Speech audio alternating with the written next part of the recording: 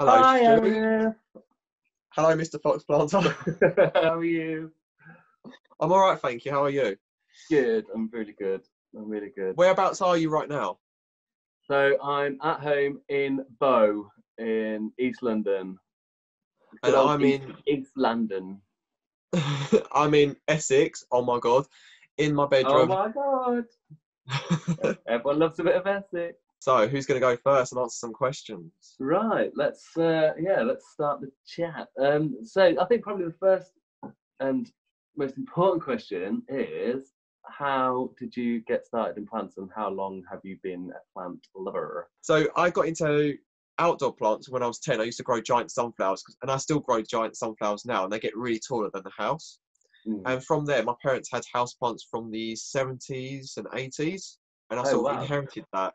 So I got a jade plant, or a crassula, Chinese succulent plant. I've had that now since the 70s, so it's quite old. It's older than me. From there, I just started to see houseplants come in more readily. So plants that we couldn't get 5 or 10 years ago, I've got them all with me now. So that's how I've got into them. Yeah. And social media helps them. No, it does. And like plant shops back then didn't have, exotic plants at all, They really. did, no. They didn't have many options. But now, like, it seems you can get everything and anything nowadays. So, like, I started getting into them about 5 years ago, but everything I bought, I just killed. Past 5 years, houseplants has escalated and it's become like an interior design kind of an actual industry, and it brings a lot of revenue as well in the country. Yeah. So that's really good. Definitely.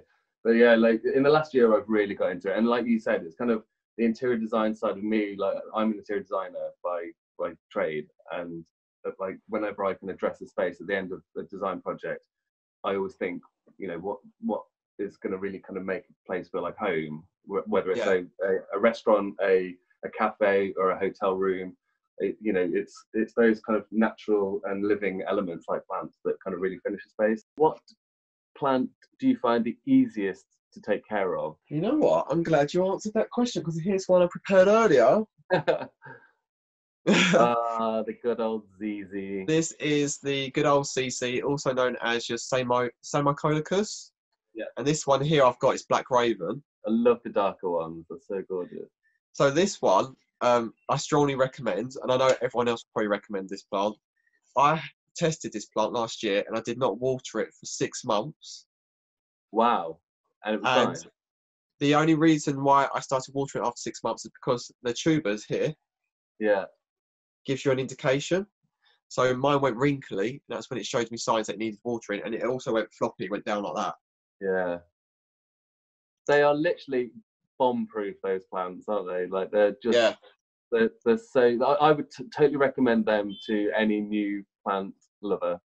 Absolutely. Plant parent, as a first plant. That was one of my first plants, actually, and I think I did start to kill it, but then I was like, okay, no, it's not that hard. I need to water it and put it in the shade, and it's fine. People kill it by overwatering. That's the main thing in house plant industry. Exactly. Overwatering. And then I'll say not watering would be the one. I've done it before. I've watered plants because I felt sorry for it, and now look at me, I've left it and it's just grown. Another good one is the Sansevieria. Absolutely.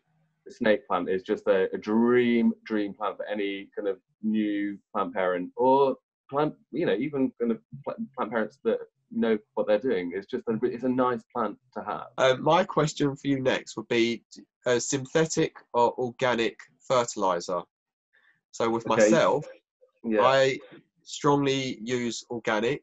So organic soil, organic fertilizers, because I think with synthetics, it builds up the salts in the soil, which can burn the roots over time. So organic all the way, but sometimes I use a bit of chemistry in that, especially when it comes to pests. So you're going to tell me off for my end. Oh no! I've used this stuff for quite a long time. So I've they're both synthetic, unfortunately. But I've used this product a lot. Oh, Firetags are good. Yeah, Firetags are pretty good. Yes, and my plants love it. So I'm glad your plants do. I can't go back. So I started on synthetic, and I should do a little bit more organic, and I might kind of go that way eventually. I think before we go, I just wanted to show you something really cool. During lockdown, I've been obsessed with terrariums. So I just wanted to show you an update on my terrarium here. Yeah, I've got amazing. a peperomia, which is just overtaken, and I've got my dual orchids, Oh, syngonium. mate, that's so beautiful. And did you make that from scratch? You didn't buy it? Yes, I did. You Yes. made it from scratch. All cuttings. Apart from that one, I was bought that as a plant.